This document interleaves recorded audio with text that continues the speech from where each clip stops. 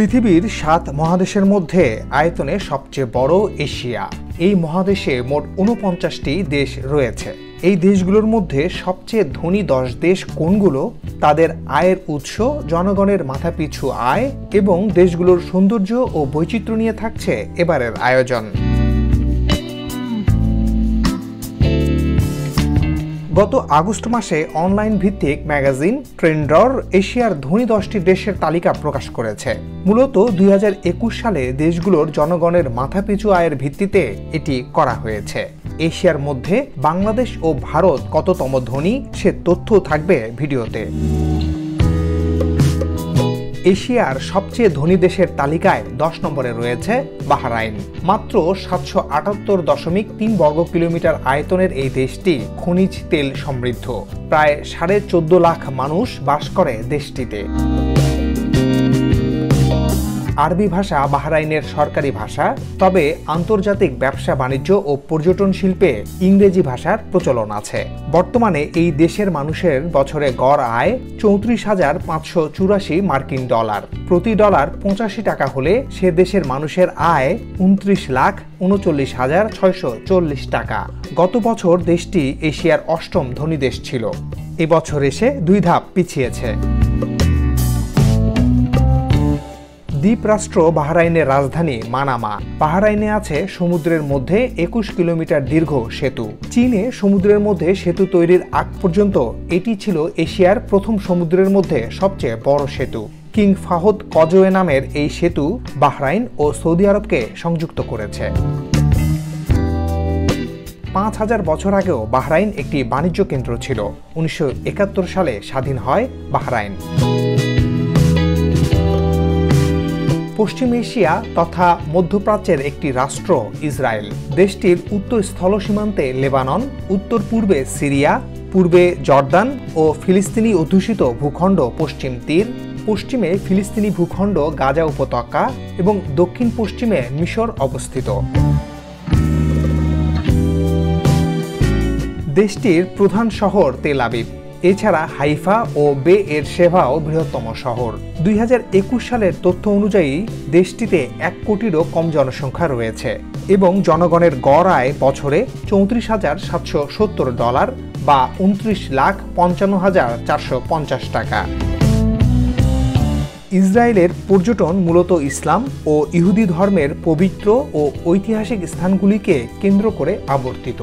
দেশটির সর্বত্র ইহুদি ধর্মের ও সভ্যতার স্মৃতি বিজড়িত নানা প্রত্নতাত্ত্বিক স্থান ছড়িয়ে ছিটিয়ে আছে। মুসলিম, ইহুদি ও খ্রিস্টানদের সবচেয়ে গুরুত্বপূর্ণ ধর্মীয় শহর ও তীর্থস্থান হল জেরুজালেম। জেরুজালেমের ইহুদি মন্দির ও পশ্চিম দেওয়াল বিখ্যাত। এছাড়া আছে যিশু খ্রিস্টের জন্মস্থান বেথেলহেম, বাসস্থান নাজারেত। এখানে হালাল আল শরীফ তথা আল আকসা মসজিদ অবস্থিত, যা ইসলামের ৩য় পবিত্রতম মসজিদ বা মুসলিমদের প্রথম কিবলা হিসেবে পরিচিত।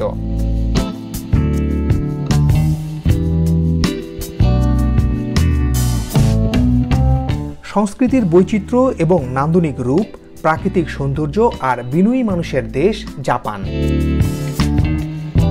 দেশটি ততটাই সুন্দর যতটা সুন্দর তাদের জনগণ। জাপানের কোনো প্রাকৃতিক সম্পদ নেই এবং প্রতি বছর সেখানে শত শত ভূমিকম্প হয়। তবুও এশিয়ার তো বটেই, বিশ্বের অন্যতম ধনী দেশ জাপান। দেশটির অবস্থান প্রশান্ত মহাসাগরের একদম পূর্ব কোণে। ৬,৮০০টি দ্বীপ নিয়ে গড়ে উঠেছে এই দেশ। জাপানের আয়তন ৩,৭৭,৮৭৩ বর্গ কিলোমিটার। আয়তনের দিক থেকে এটি বিশ্বের ৬১তম দেশ। বিশ্বের সবচেয়ে জনবহুল শহর জাপানের রাজধানী টোকিও। এখানে জীবনযাত্রার ব্যয় অনেক বেশি, তাই একে বিশ্বের সবচেয়ে ধনী শহরও বলা হয়। পৃথিবীর নিরাপদ শহর হিসেবেও খ্যাতি আছে টোকিওর। এছাড়াও বিশ্বের কাছে এই শহর পরিচিত ঐতিহ্যের সঙ্গে আধুনিকতার মিলনস্থল হিসেবে। এখানে নিয়ন আলোয় শোভিত সুউচ্চ অট্টালিকার সঙ্গে পাশাপাশি দাঁড়িয়ে থাকে হাজার বছরের পুরনো মন্দির, সবুজে ঘেরা বনানী, স্বচ্ছ জলের বাহার। জাপানিদের মাথাপিছু আয় ৩৬,৮৯৯ ডলার বা 31,36,415 টাকা। দেশটি নিয়ে পৃথিবী জুড়ে মানুষের বিস্ময়ের সীমা নেই। গ্রাম হোক বা শহর, জাপানে নাগরিক সুবিধা সব জায়গায় সমান। সবচেয়ে বেশি যা পর্যটকদের মুগ্ধ করে তা হলো সে দেশের মানুষের আচরণ। জাপানিদের সততা, ভদ্রতা, মানুষকে শ্রদ্ধা ও সাহায্য করার প্রবণতা প্রশংসনীয়। উন্নত জীবনযাপন সত্ত্বেও জাপানিদের মধ্যে অহংয়ের প্রকাশ অত্যন্ত কম। বৌদ্ধ ধর্মের মানুষ এখানে সংখ্যাগরিষ্ঠ হলেও মানব ধর্মকে এরা বড় করে দেখেন। ভাবুন তো, দ্বিতীয় বিশ্বযুদ্ধে পরাজিত একটি রাষ্ট্র, প্রতিনিয়ত টাইফুন, ভূমিকম্পে কেঁপে ওঠা আর প্রায় প্রাকৃতিক সম্পদহীন একটি দেশ কিভাবে একটি উন্নত আধুনিক রাষ্ট্রে পরিণত হলো। এর প্রধান কারণও লুকিয়ে আছে তাদের পরিশ্রম, সময় জ্ঞান, কঠোর নিয়মকানুন মেনে চলার ভেতর। আন্তর্জাতিক অঙ্গনে জাপানের ভূমিকা বেশ গুরুত্বপূর্ণ। বিশ্বের অন্যতম প্রধান দাতা দেশ জাপান।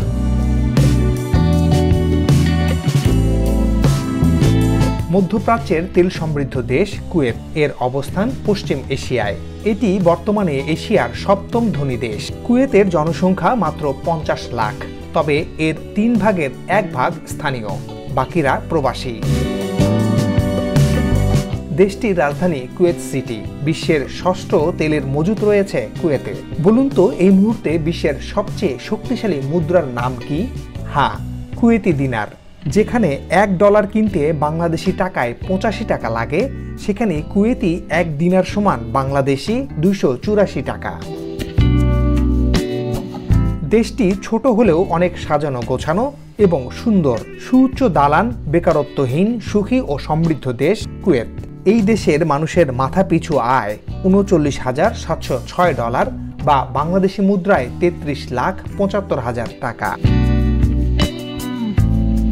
দেশটির আইন অনুযায়ী কোনো কুয়েতি নারী বিদেশি পুরুষকে বিয়ে করলে তাদের সন্তান কুয়েতের নাগরিকত্ব পাবে না। কুয়েতের মোট দেশজ উৎপাদন বা জিডিপির শতকরা 40% আসে তেল থেকে এবং দেশটি বিদেশে যা রপ্তানি করে তার মধ্যে শতকরা 90% তেল। বর্তমানে যেভাবে বিশ্বব্যাপী তেলের দাম বেড়েছে তাতে খুব শীঘ্রই হয়তো কুয়েত আরও ধনী দেশ হয়ে উঠবে।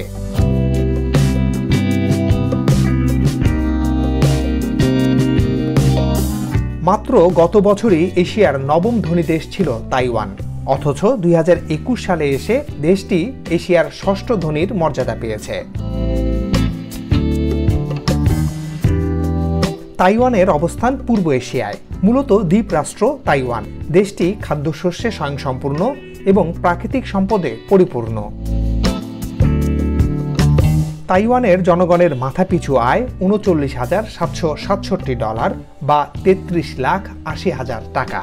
দেশটির উত্তর পশ্চিম জুড়ে চীনা মূল ভূখণ্ড, উত্তর পূর্বে জাপান এবং দক্ষিণে ফিলিপাইন অবস্থিত। দেশটির আয়তন 35,808 বর্গ কিলোমিটার, যার পশ্চিমের 2/3 পাহাড় এলাকা এবং পশ্চিমের 1/3 সমতল। তাইওয়ানের রাজধানী তাইপে। এটি দেশটির সবচেয়ে বড় শহরও। এছাড়া নিউ তাইপে, কাওহজং, তাইজং, তাইনান ও তাওয়ান দেশটির অন্যতম বড় শহর। চীনা প্রজাতন্ত্রের নিয়ন্ত্রণে থাকা একটি দেশ তাইওয়ান।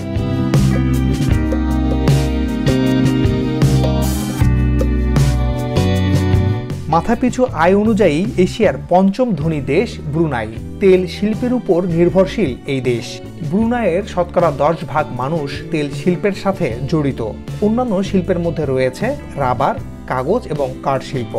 এছাড়াও দেশটি কুটির শিল্পেও সমৃদ্ধ। দেশটির ইতিহাস ঘাটলে দেখা যায় 14শ শতাব্দী থেকে 19বিংশ শতাব্দী পর্যন্ত মূলত সুলতানরা শাসন করত ব্রুনাইকে।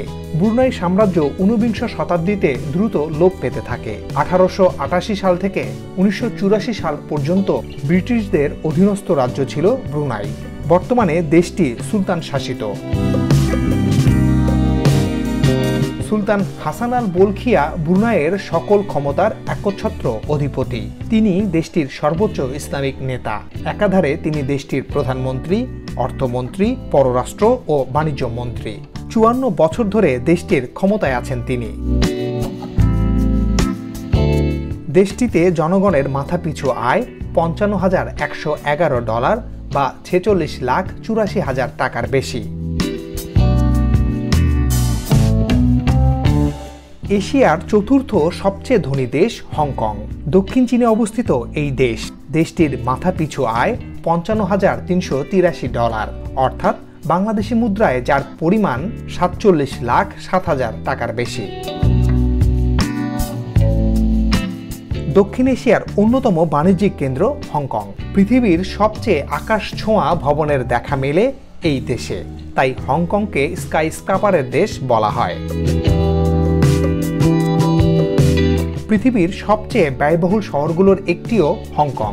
260টি দ্বীপ নিয়ে হংকং গঠিত, মাত্র 70 লাখ মানুষের দেশ এটি। দেশটির নিজস্ব মুদ্রার নাম হংকং ডলার। বাংলাদেশের 10 টাকার সমান হংকংয়ের $1। ব্রিটিশদের কাছ থেকে চীনের আওতায় চলে যাওয়া ক্ষুদ্র অথচ অত্যন্ত উন্নত এক ভূখণ্ড হংকং।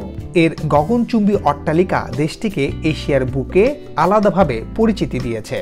1997 সালে ব্রিটেন থেকে চীনের কাছে হস্তান্তরিত হওয়ার পর থেকে দেশটি নিজস্ব কিছু আইন অনুযায়ী পরিচালিত হয়। দীর্ঘদিন ব্রিটিশ সাম্রাজ্যের অধীনে থাকার কারণে এখানকার অধিবাসীদের চলাফেরা এবং জীবনযাপনের আরও অনেক কিছুই পশ্চিমা দ্বারা প্রভাবিত। এশিয়ার অন্যান্য দেশের তুলনায় হংকং শহর অনেক উন্নত এবং পরিকল্পিত উপায়ে তৈরি। ছোট এই এলাকার জনবসতি অনেক বেশি হলেও পর্যাপ্ত পরিকল্পনার কারণে এখানে নেই কোনো ট্রাফিক জ্যাম বা অন্য কোনো অব্যবস্থাপনা। দুর্নীতি, নোংরা পরিবেশ অথবা নিরাপত্তাহীনতা এখানে নেই। তবে জীবনযাত্রার ব্যয় এখানে অনেক বেশি, অর্থাৎ কেবল ধনীদেরই দেশ হংকং।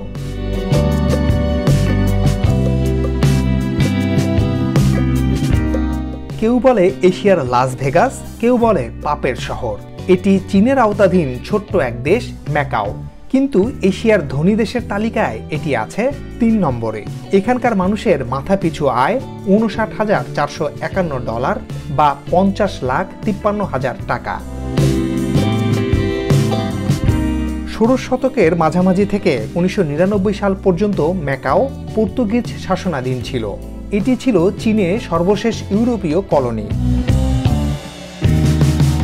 1999 সালের 20 ডিসেম্বর ম্যাকাওয়ের সার্বভৌমত্ব ও কর্তৃত্ব চীনের কাছে হস্তান্তর করা হয়। চীনা পর্তুগিজ যৌথ ঘোষণা ও ম্যাকাওয়ের মৌলিক নীতি অনুসারে 1949 সাল পর্যন্ত এটি বিশেষ সার্বভৌম ক্ষমতা ভোগ করবে। পৃথিবীর নানা প্রান্তের মানুষ ম্যাকাওতে যায় টাকা উড়াতে। জুয়া আর বিলাসী জীবনযাপনের জন্য বিখ্যাত ম্যাকাও।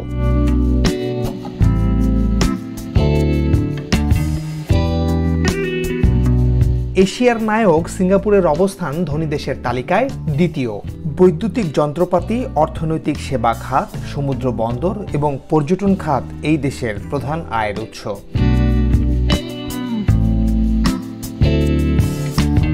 দেশটির মাথাপিছু আয় $64,584, বাংলাদেশি টাকায় যা প্রায় 55 লাখ টাকার মতো।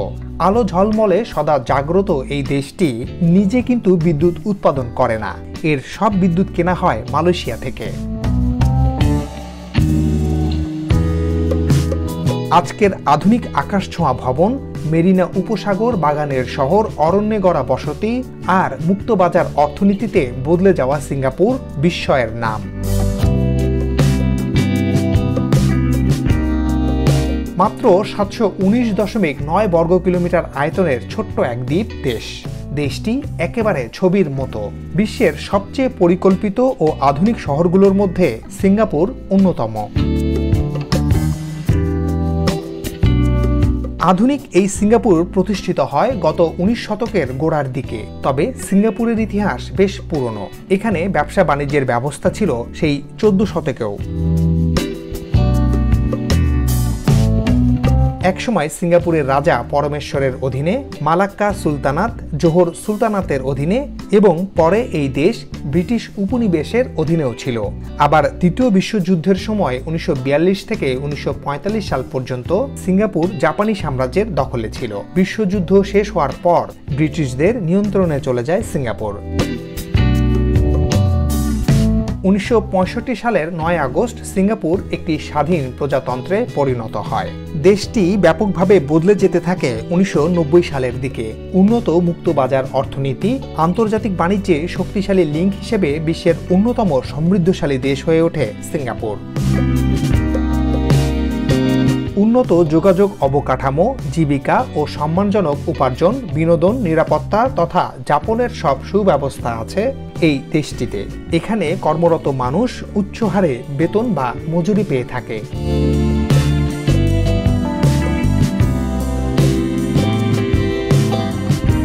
এশিয়ার 1 নম্বর ধনী দেশ কাতার বর্তমান বিশ্বের সবচেয়ে ধনী দেশগুলোর একটি। এই দেশের মানুষের গড় আয় বা মাথাপিছু আয়ের ধারে কাছেও নেই কোনো দেশ। কাতারের মাথাপিছু আয় $98,814 বা প্রায় 84 লাখ টাকা। মধ্যপ্রাচ্যের এই দেশটি আকাশছোঁয়া অট্টালিকা, উন্নত ও বিলাসী জীবনযাপনের জন্য সুপরিচিত। একসময় কাতার ছিল ব্রিটিশ ঔপনিবেশিক একটি দেশ। দেশটি ছিল দরিদ্র পীড়িত। বাংলাদেশের মতো 1971 সালে স্বাধীনতা লাভ করে কাতার। মাত্র 11,500 বর্গ কিলোমিটার আয়তনের ছোট্ট দেশ কাতার। এই দেশটির চেয়ে বাংলাদেশ 13 গুণ বড়। শুধু ঢাকা বিভাগের চেয়েও ছোট এই দেশ। কাতারের জনসংখ্যা 30 লাখের চেয়েও কম। জানলে অবাক হবেন, এই জনসংখ্যার 10 ভাগের মাত্র 1 ভাগ দেশটির নাগরিক। সংখ্যায় মাত্র 3 লাখ। বাকি সবাই পৃথিবীর বিভিন্ন দেশ থেকে সেখানে গেছে। দেশটিতে নারীর চেয়ে পুরুষের সংখ্যা প্রায় দ্বিগুণ। কাতারের বসবাসকারীদের কর দিতে হয় না। সিঙ্গাপুরের পর সবচেয়ে বেশি কোটিপতি থাকে কাতারে। বেকারত্বের হার শতকরা 1 না। দেশটির কাতার এয়ারওয়েজ বিশ্ব সেরা। কাতারের রাজধানীর নাম দোহা। পারস্য উপসাগরের তীরে অবস্থিত দোহা বিশ্বের পুরনো ও ঐতিহ্যবাহী শহরগুলোর একটি। নানা রং আর বৈচিত্র্যে পরিপূর্ণ এক শহর দোহা। আসছে 2022 সালে মধ্যপ্রাচ্যের প্রথম কোনো দেশ হিসেবে ফিফা ফুটবল বিশ্বকাপের আয়োজক হচ্ছে Qatar. The greatest show on earth আয়োজনের মাধ্যমে ইতিহাসের পাতায় নাম লেখাবে কাতার। দেশটির রাষ্ট্রধর্ম ইসলাম, আরবি রাষ্ট্রভাষা। মুদ্রার নাম কাতারি রিয়াল। 1 কাতারি রিয়াল সমান 23 টাকা। দেশটির সমৃদ্ধির পেছনে আছে তাদের খনিজ সম্পদ। তেল ও প্রাকৃতিক গ্যাস সমৃদ্ধ দেশ কাতার। তবে এই দেশটি গড়তে অবদান আছে বাংলাদেশ সহ পৃথিবীর বিভিন্ন দেশ থেকে যাওয়া প্রবাসীদের। তাদের শ্রম আর ঘাম দূর দেশে প্রিয়জনদের ফেলে আসার বেদনা একাকার করে গড়ে উঠেছে এক একটি অট্টালিকা। ছোট্ট হয়েও কাতার বিশ্বের অন্যতম প্রভাবশালী দেশ। সুন্দর, নিরাপদ ও সুখী দেশ কাতার। আগেই উল্লেখ করেছি, এশিয়ার ধনী দেশের এই তালিকা ট্রেন্ডার নামক একটি অনলাইন ম্যাগাজিন তৈরি করেছে মূলত 2021 সালে দেশগুলোর মাথাপিছু আয়ের ভিত্তিতে। তবে ক্রমাগত সম্পদ বৃদ্ধির কারণে বা সম্পদের পরিমাণের দিক থেকে এই মুহূর্তে বিশ্বের সবচেয়ে ধনী দেশ চীন। যুক্তরাষ্ট্রকে হারিয়ে এই নভেম্বরেই তারা বিশ্বের সবচেয়ে বেশি সম্পদের তকমা পেয়েছে।